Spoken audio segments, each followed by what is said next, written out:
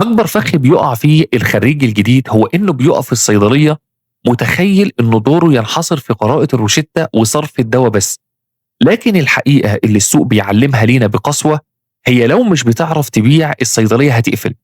المهارات الطبية ممتازة ومطلوبة ويعتبر هي أساس شغلنا، بس من غير عقلية تجارية ومهارات بيعية العلم ده مش هيوصل للعميل ومش هيحقق استدامة للمكان.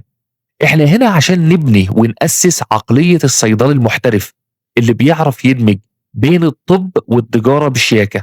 العلم الطبي اللي في دماغك لو ما قدرتش تغلفه بمهارة تواصل وإقناع تخليه يوصل للعميل هيبقى علم ملوش قيمة على أرض الواقع.